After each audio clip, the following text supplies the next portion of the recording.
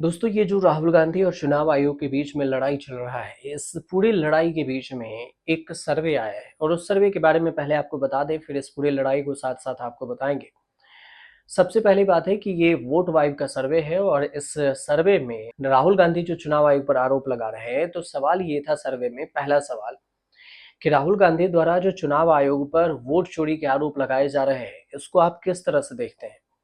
तो 48% लोगों का कहना है कि ये सीरियस है, 27% लोग कह रहे हैं कि नॉन सीरियस है और 25% लोग कह रहे हैं कि हम कह नहीं सकते। उनको समझ नहीं आ रहा है कि हम इस पर क्या कहें। 48% लोगों का ये ज़रूर मानना है कि ये जो बात है वो सीरियस है, इस पर ध्यान देना चाहिए। सवाल दूसरा ये था कि चुनाव आयोग बीजेपी की मदद के लिए चुनाव में धांधली कर रहा है क्या? तो इस पर 37% लोगों ने सहमति जताई है और 46% लोगों ने असहमत है। 17% लोग कह रहे हैं कि हम इस पर कुछ कह नहीं सकते कि चुनाव आयोग बीजेपी की मदद कर रहा है या फिर नहीं कर रहा है।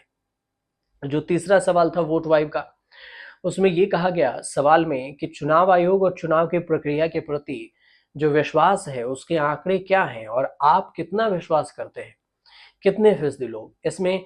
20% हैं जो बहुत ज्यादा विश्वास अभी भी कर रहे हैं, 27% ज्यादा हैं, 30% नॉर्मल वाले हैं और 11% हैं जो कम भरोसा कर रहे हैं चुनाव आयोग पर।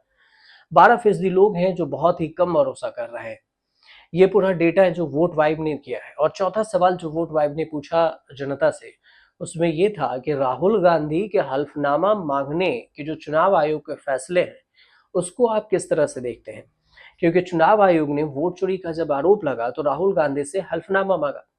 तो इस पर 45% लोग हैं जो कह रहे हैं कि हल्फनामा दे देना चाहिए, डरना क्यों? न्यूट्रल जो है, हल्फनामा देने में कोई हानि नहीं है, 12% लोगों का कहना है और सही नहीं है। चुनाव आयोग ये बेसलेस बातें कर रही है, आधारहीन बातें कर रही है, ये 16% लोगों का कहना है।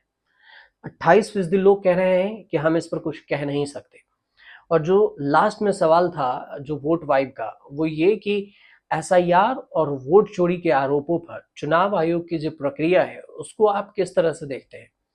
20% लोग हैं जो कह रहे हैं कि चुनाव आयोग की प्रक्रिया ठीक है, 30% लोग हैं जो एवरेज बता रहे हैं, 16% पुअर बता रहे हैं, 33% लोग कह रहे हैं कि हम इस पर कुछ कह नहीं सकते।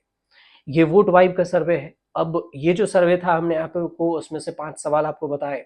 अब इस पूरे विवाद की कहानी समझिए।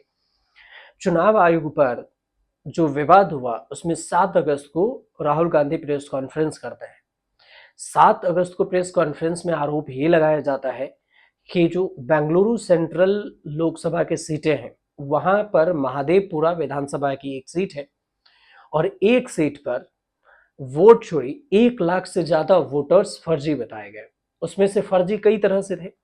उसमें से पहला ये था कि डुप्लीकेट वोटर्स थे जिनके हाउस नंबर है वो 0 है, किसी के फादर्स का नेम DYZFG वगैरह वगैरह लिखा हुआ है, किसी की फोटो छोटी है जो कि विजिबल नहीं है। तो इस तरह से 5 तरह से वोट चोरी का आरोप राहुल गांधी ने चुनाव आयोग पर लगाया। ये भी आरोप लगाया कि ये चुनाव आयोग के ही डॉक्यूमेंट्स हैं और इसी में से हमने 6 महीने की अथक मेहनत के बाद एक विधानसभा सीट पर इसकी जानकारी निकाली है। चुनाव आयोग डिजिटल डॉक्यूमेंट्स नहीं दे रही है, नहीं तो हम पूरे देश भर में जो फर्जीवाड़ा हो रहा है, उसके हम वोट चोरी हो रहा है, उस पर हम आपको तुरंत बता देते।